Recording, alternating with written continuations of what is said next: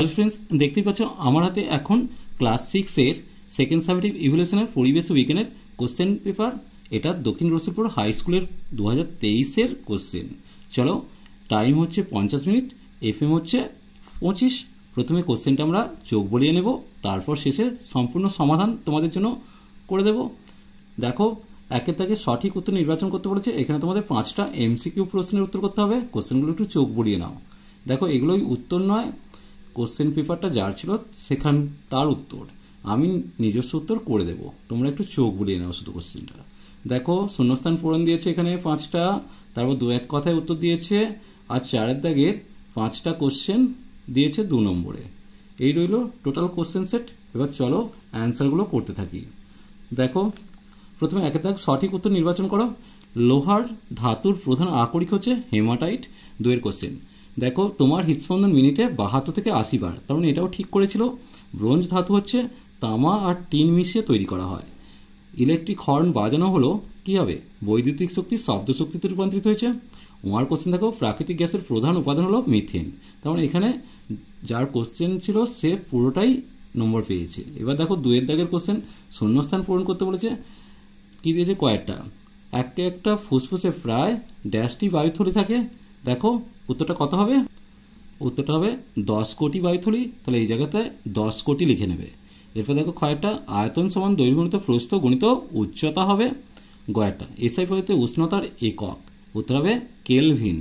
শুধু কে লিখতে পারো অথবা কেলভিন লিখতে পারো। ঘয়েরটা, তরল বস্তুর আয়তন মাপা হয় মাপনী চোং পাত্রের সাহায্যে, তাহলে এখানে মাপনী চোং কথাটা লিখবে। এরপর দেখো উদ্ভিদের বৃদ্ধির পরিমাপ করা হয় কি হবে? অক্সানোমিটার বা আর্ক অক্সানোমিটার যন্ত্রের সাহায্যে। এরপর 3-এর দাগের কোশ্চেন, দেখো প্রথম যেটা দিয়েছে 2-1 কথা উত্তর দিতে বলেছে। কয়ের কোশ্চেন, সময় বলতে কি বোঝো? চলো দেখে নেব। দেখো উত্তরটা তোমাদের বইয়ের 69 পাতায় আছে। কোনো দুটি ঘটনার মধ্যে যতক্ষণের ব্যবধান তাকেই আমরা সময় বলি, অথবা দুটি ঘটনার মাঝে যতক্ষণের ব্যবধান সেটাই সময় বলে। এরপরে কোশ্চেন দেখো, ধমনী বলতে কি বোঝো? এর উত্তরটা একটু লিখে নাও। যে সমস্ত রক্তবাহ বিশুদ্ধ রক্ত পরিবহন করে, অর্থাৎ বেশি অক্সিজেনযুক্ত রক্ত পরিবহন করে, তাদের ধমনী বলে।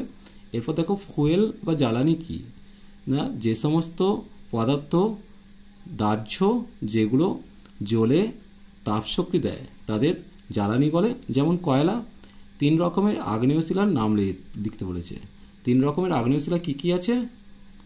উত্তর দেখে নাও, তোমাদের বইয়ের 55 পাতায় আছে। 3 রকমের আগ্নেয়শিলা হলো ব্যাসল্ট, গ্রানাইট আর পিউমিস। এরপর দেখো, এলপিজি সিলিন্ডারে প্রধানত কোন তরল থাকে? উত্তর হবে তরল বিউটেন থাকে। তার সাথে প্রোপেনটাও লিখবে, তাহলে লিখবে এলপিজি সিলিন্ডারে তরল প্রোপেন ও বিউটেন থাকে। এরপর দেখো 4টা নিচের প্রশ্নগুলি উত্তর দিতে বলেছে। ফুড চেইন বা খাদ্য শৃঙ্খল বলতে কি বোঝো? দেখো তোমাদের এটা বইয়ের 93 পাতায় আছে। পর্যায়ক্রমিক খাদ্য খাদক সম্পর্কযুক্ত শৃঙ্খলকেই খাদ্য শৃঙ্খল বলে। তার সঙ্গে এটাকে ছবিটা দেখে নিয়ে এটা লিখে দিয়ে একটা খাদ্য শৃঙ্খলের উদাহরণ এটা। তারপরে কোশ্চেন দিয়েছে লোহিত রক্তকণিকা ও শ্বেত রক্তকণিকা একটি করে কাজ লেখো।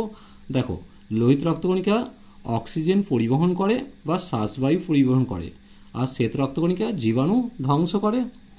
বল বলতে কি বোঝো? চলো দেখে নেব। এটা তোমাদের বইয়ের 82 পাতায় আছে।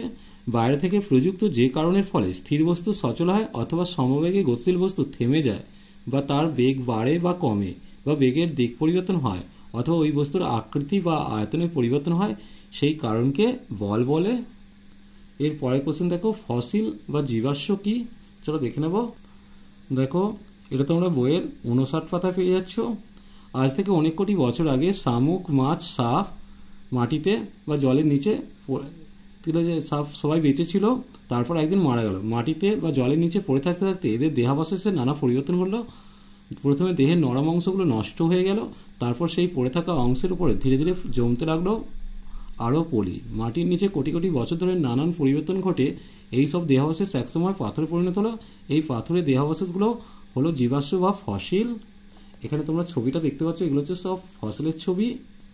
শেষ কোশ্চেন, মৌলিক রাশি বা লব্ধ রাশি বলতে কি বোঝো? দেখো, এর উত্তর তোমরা বইয়ের 64 পাতা পেয়ে যাচ্ছ। এমন কিছু রাশি আছে যারা অন্য কোনো রাশির উপর নির্ভর করে না, তাদের মৌলিক বা প্রাথমিক রাশি বলে, যেমন দৈর্ঘ্য, ভর, সময় ইত্যাদি। আবার এমন কিছু রাশি আছে যাদের একাধিক মৌলিক রাশি নিয়ে তৈরি হয়েছে, তাদের লব্ধ রাশি বলে, যেমন ক্ষেত্রফল, ঘনত্ব, আয়তন, বেগ ইত্যাদি। চলো আজ এই পর্যন্তই। নেক্সট ভিডিও হিসেবে তোমাদের ম্যাথমেটিক্সের কোশ্চেনটা তোমাদের সামনে খুব শীঘ্রই হাজির করব। চলো আজ এই পর্যন্তই। ভিডিওটি ভালো লাগলে লাইক, শেয়ার ও কমেন্ট করো, পারলে চ্যানেলটিকে সাবস্ক্রাইব করে নিও। চলো টাটা, বাই বাই।